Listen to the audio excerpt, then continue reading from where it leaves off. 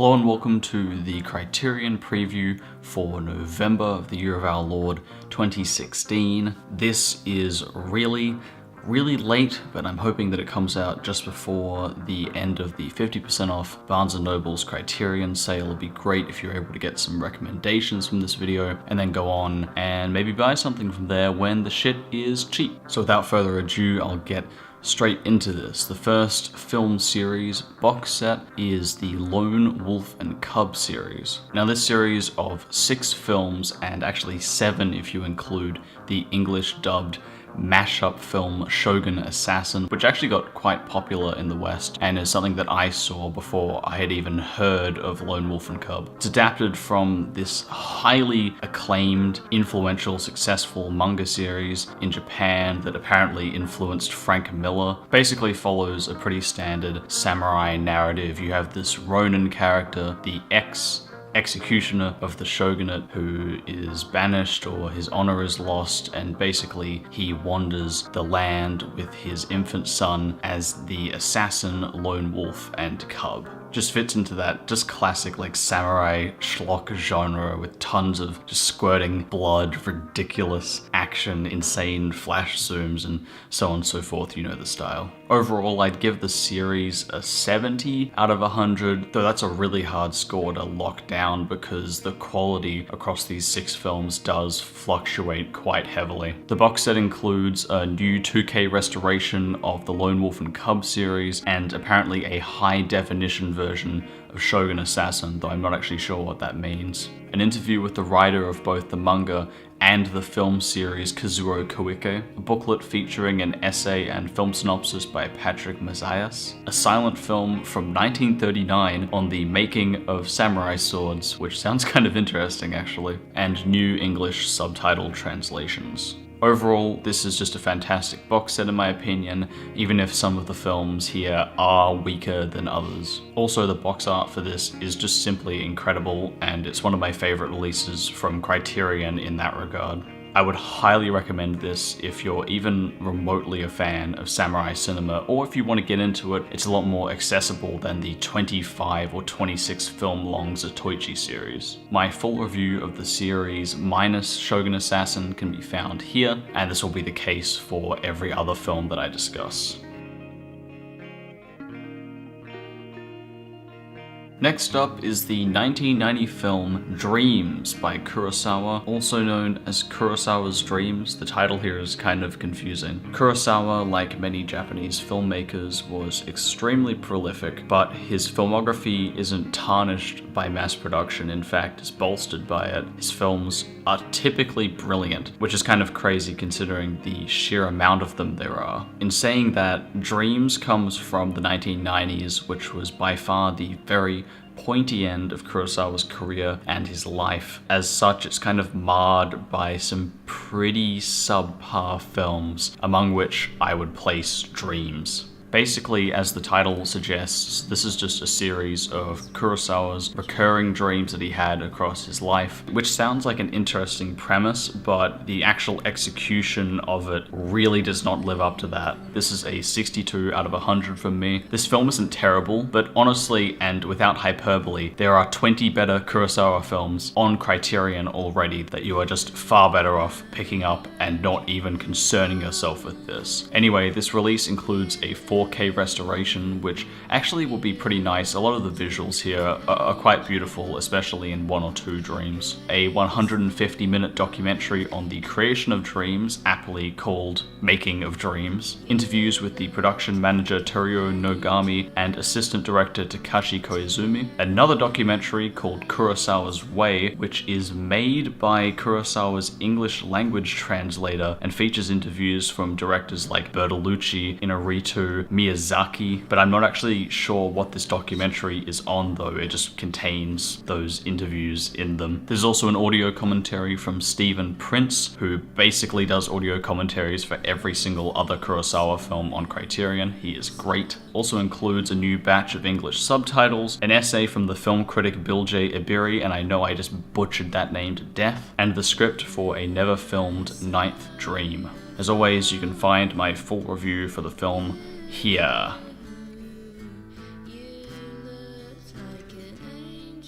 Next up is the 2002 Paul Thomas Anderson film, Punch Drunk Love.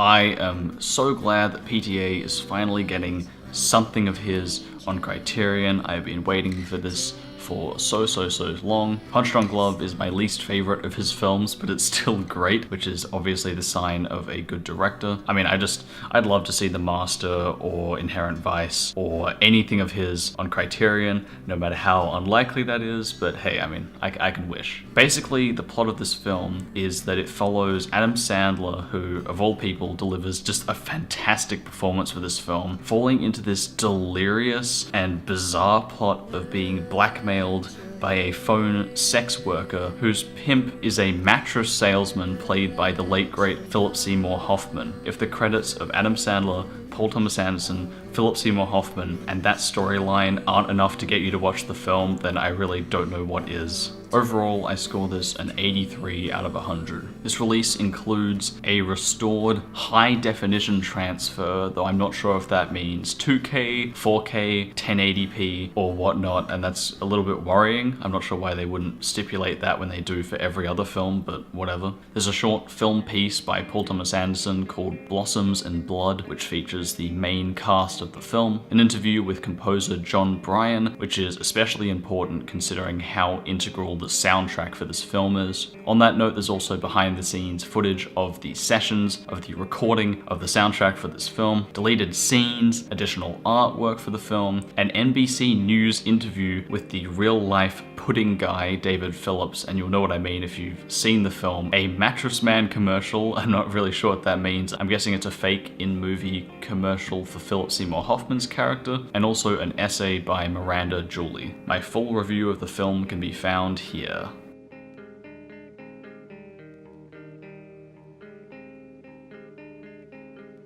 Next up is Breathless, and there's absolutely nothing I can say about this film that will in any way contribute to anything meaningful. There's not even really any point describing this film simply because it's so famous. I mean, if you haven't seen this, then you have to. It's basically one of the most important films ever made, as I am sure you know. Personally, I'm not a huge fan of it, but it is absolutely mandatory viewing if you are even remotely interested in cinema. Also, on the note of Criterion releases, this is a re-release of their previous release of Breathless, which is kind of strange. They haven't really stipulated why they're redoing it again, and they have the same thing for 400 Blows. I'm not sure if this is a new transfer or not. A little confused on that one. Overall, it's an 86 out of 100 for me. I've always found it difficult to rate films like this that are so influential, where it's more important as to how the film fits into the film canon rather than its like objective quality as a viewing experience. The release includes a restored high-def transfer approved by DOP Raoul Cotard, who sadly died on November of this month, a week before this film was re-released on Criterion. This guy is one of the most important DOPs to exist, especially in the French scene, and I would highly recommend checking out his entire filmography, which is basically the filmography of Godard. Also includes interviews from these people whose names I'm not even going to attempt to pronounce. Comes with 2 video essays, an 80-minute 1993 documentary on the making of Breathless, a 1959 short by Godard, and a booklet featuring an essay by scholar Dudley Andrew and extras. Also, apparently this release includes new cover art, but it looks exactly the same to me. Next up is the 2005 Noah Baumbach film, The Squid and the Whale. If you don't know of Noah Baumbach, he recently directed the brilliant Frances Ha, which I absolutely love a lot more than this film. Basically, this follows the divorce of 2 parents and how their children react to it, including Jesse Eisenberg in his big kind of debut breakout role. It's a very honest and autobiographical drama, which I suppose is also my criticism of the film. In saying that, a lot of people really liked this film, and it was heavily critically acclaimed. So in that regard, in trying to be impartial, if you enjoyed Frances Ha, then I would recommend checking this out. In my opinion, if you want to pick up a Criterion of Baumbach, then do it for Frances Ha. Even Kicking and Screaming, his debut 1995 film, is far superior in my opinion. Overall, it's a 52 out of 100 from me. This release also includes a new 4K transfer of the film, which was supervised by Baumbach himself and his DOP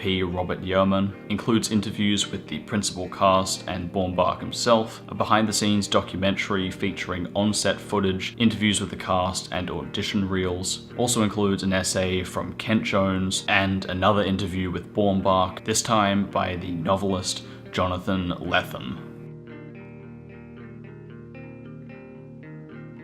Next up is the strangely Marlon Brando directed 1961 film One-Eyed Jacks. This is just such a strange film, not only because it's so like rough as an actual product, but also because it's directed by Marlon Brando in his sole directorial effort, but also because its production was extremely tumultuous, which I think is by far the most interesting part of this film. Stanley Kubrick, of all people, was initially set to direct the film, and the original script was written by Sam Peckinpah, but then later rewritten by Calder Willingham, who you may know wrote The Graduate and Paths of Glory. But my issue is that this film is just, it doesn't feel complete. It feels the weight of its production issues. This film serves mainly as a really good reason as to why the Criterion Collection exists, because you get to see this film in its highest quality and as its flawed self, but with the added information of context and all these essays and interviews revolving around how the film kind of came about and how it sits as a piece of film history. So it's really interesting from that regard, but overall the film is a 68 out of 100 for me. In saying that, I will probably rewatch it at some point because my thoughts on this film aren't entirely crystallized yet, and I feel like it really deserves a rewatch in that regard. This release includes a 4K restoration as supervised by Martin Scorsese, Steven Spielberg, and the Film Foundation. Also includes an introduction by Scorsese, vocal excerpts from Brando taken during the development of the script, and an essay by the critic Howard Hampton.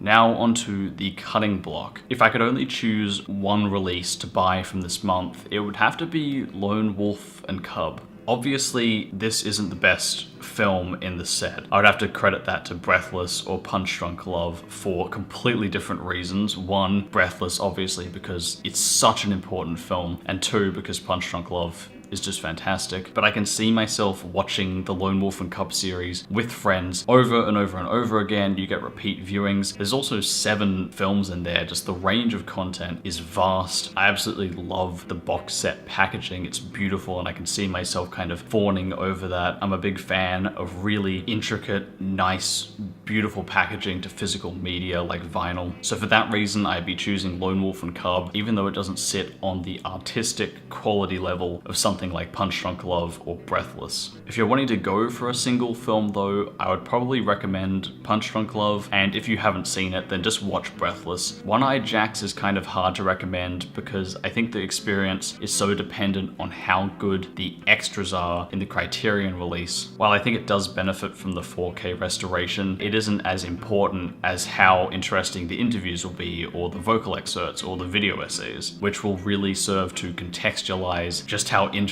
the production history of the film is, which in my opinion is far more interesting than the film itself. Quite obviously, I'm not a big fan of The Squid and the Whale or Dreams. Basically, if you like Frances Ha and you really want to see some new Baumbach, and for some reason you haven't seen The Squid and the Whale, then I guess pick it up. I know a lot of people liked it a lot more than I did. Dreams, on the other hand, is a little harder to recommend. I honestly haven't seen really anyone defending it with very high scores. It's always kind of average to middling to, oh, I kind of enjoyed this. I'd really only be recommending it to hardcore Kurosawa fans though, honestly. And while I think this film benefits the most from a 4K re-release, considering the only previous version was this kind of dodgy DVD release, I don't think fixing the visual quality of the film fixes the myriad of other issues surrounding the film.